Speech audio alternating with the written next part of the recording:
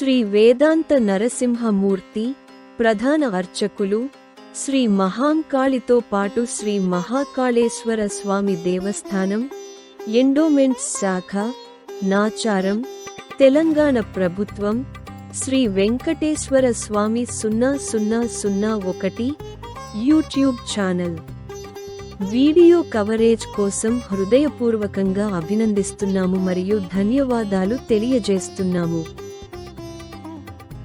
ఈ సంవత్సరం శారద నవరాత్రి సెప్టెంబర్ 22, 2025న అశ్విన మాసంలో శుక్లపక్షంలోని ప్రతిపాద తిథి నుండి ప్రారంభమై అక్టోబర్ 2, 2025న అశ్విన మాసంలో శుక్లపక్షంలోని దశమి తిథి నాడు ముగుస్తుంది. సెప్టెంబర్ 22, 2025న నవరాత్రుల మొదటి రోజు భక్తులు హిమాలయాల కుమార్తె మరియు ప్రకృతి మరియు శక్తి యొక్క స్వరూపిణి అయిన మాత శైలపుత్రిని పూజిస్తారు.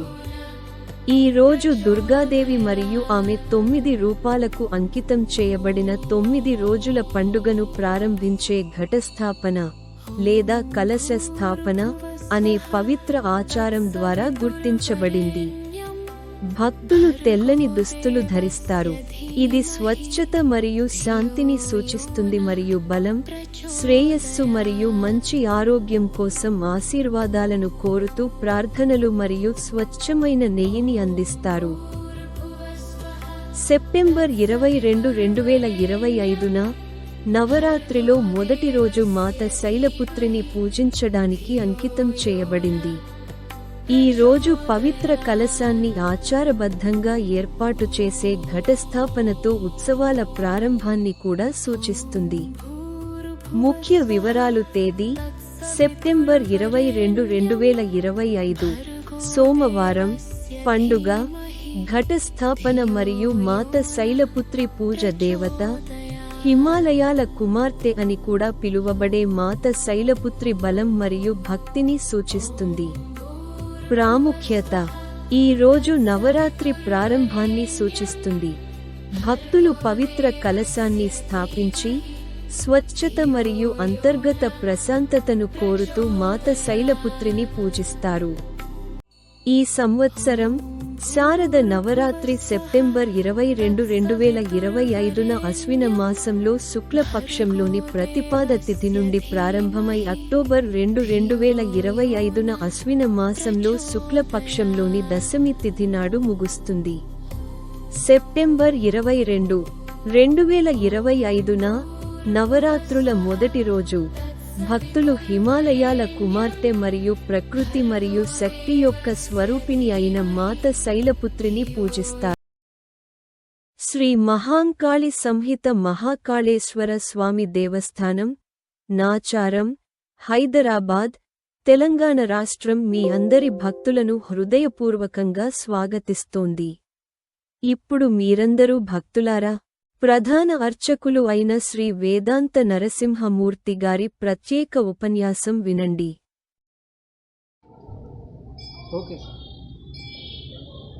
ఓం శ్రీమాత్రే నమః. దేవీ నవరాత్రులు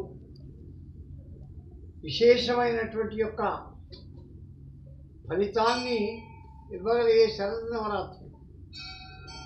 అమ్మవారు ఒక్కొక్క రోజు ఒక్కొక్క రూపంలో భక్తులను అనుగ్రహించి ఆయుధాలకి ఐశ్వర్యాలతో కాపాడడానికి ఇది ఒక మంచి అవకాశం.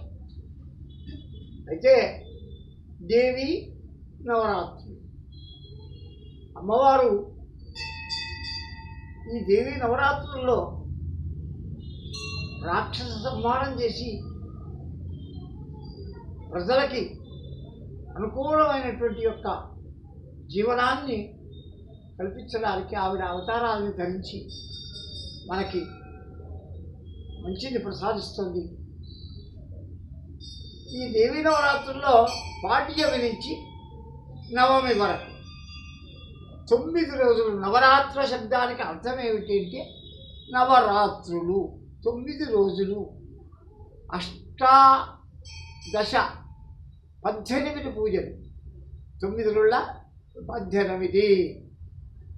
దుర్గాష్టమి మంగళవారం మధ్యాహ్నం వరకు, మధ్యాహ్నం 1 గంట నుంచి మహానవమి, ఈ రెండు ఒకే రోజు కలిసి రావడంలో అష్టమి మంగళవారం సూర్యోదయానికి విశేషము, నవమి మంగళవారం రాత్రికి విశేషం.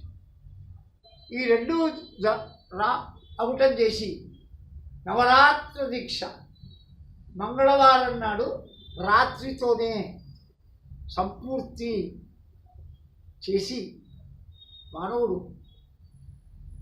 తన యొక్క బాధల్ని తల్లికి చెప్పుకుంటే, ఆవిడ ఒక బిడ్డ దగ్గర తల్లి కష్టాన్ని విన్నట్టుగా విని మనందరికీ యూట్యూబ్ ప్రేక్షకులకు అందరికీ ఆయురారోగ్యాన్ని ఇచ్చి ఆ బాధల్ని తొలగజేసి సత్సంతానాన్ని అభివృద్ధినిచ్చి కాపాడుతుందని మనస్ఫూర్తిగా ఆశీర్వదిస్తున్నాం.